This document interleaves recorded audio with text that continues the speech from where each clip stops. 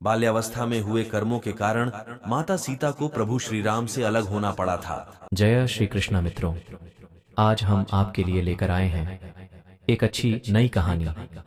इसमें आपको बताएंगे माता सीता के बारे में। इससे पहले हमारे चैनल को फॉलो करें और जो भी भाई हमारा वीडियो देख रहा, भगवान उनके माता पिता को हमेशा खुश रखे। आज इस कहानी के माध्यम से बताएंगे तोते के इस श्राप के कारण माता सीता को क्यों सहना पड़ा था। पति वियोग वीडियो अंत तक देखे। तोते ने क्यों दिया था माता सीता को श्राप? धार्मिक कथाओं के अनुसार बचपन में माता सीता अपनी सखियों के साथ एक बगीचे में खेल रही थीं। तब अचानक उनका ध्यान पेड़ पर बैठे तोता तोती के जोड़े पर गया। ये जोड़ा माता सीता और प्रभु श्री राम को लेकर आपस में बातें कर रहा था, जिसे माता सीता छुपकर सुनने लगी। तोता तोती आपस में बातें कर रहे थे कि भविष्य के महान राजा श्री राम जन्म ले चुके हैं।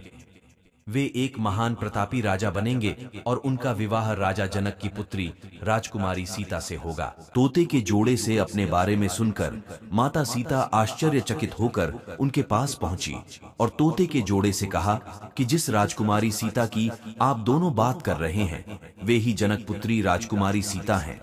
आप दोनों को मेरा भविष्य कैसे पता है? तब तोते ने कहा कि वो और उसकी पत्नी दोनों ही महर्षि वाल्मीकि के आश्रम के पेड़ पर रहते थे। महर्षि वाल्मीकि ही ये सब बातें अपने शिष्यों को बताया करते थे, जिसे हम दोनों भी सुनते थे। ये सब बातें हमें रटी हुई हैं। अपने भविष्य के बारे में और ज्यादा जानने की इच्छा से माता सीता ने तोते के जोड़े को अपने साथ महल में रखने की इच्छा जताई, जिसे तोते ने अस्वीकार कर दिया। माता सीता अपनी जिद पर अड़ी रही और दोनों को पकड़ने की कोशिश की। तब नर तोता तो उड़ गया, पर उसकी पत्नी मादा तोता सीता माता की पकड़ में आ गई। जब श्राप बना माता सीता और प्रभु श्री राम के वियोग का कारण, अपनी पत्नी को मुक्त करने के लिए तोते ने माता सीता से प्रार्थना करी कि उसकी पत्नी इस समय गर्भवती है, इसलिए उसे छोड़ दें। पर माता सीता उस वक्त छोटी थीं, इसलिए उन्होंने इनकार कर दिया। तब नर तोते ने माता सीता को श्राप दिया कि आपकी वजह से जिस प्रकार मुझे अपनी गर्भवती पत्नी से अलग होना पड़ रहा है, उसी तरह से आपको भी गर्भवती होने पर अपने जीवन साथी का वियोग सहना पड़ेगा। इतना कहकर नर तोते ने प्राण त्याग दिए थे। बताया जाता है तोते के श्राप की वजह से ही माता सीता को प्रभु श्री राम से अलग होना पड़ा था, इसलिए पड़ा माता सीता का नाम सीता।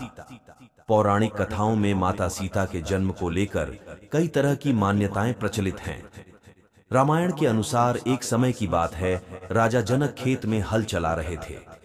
उस समय उनकी नजर एक कन्या पर पड़ी, जिसके बाद उन्होंने उस कन्या को घर महल में लगाकर उनका पालन पोषण किया।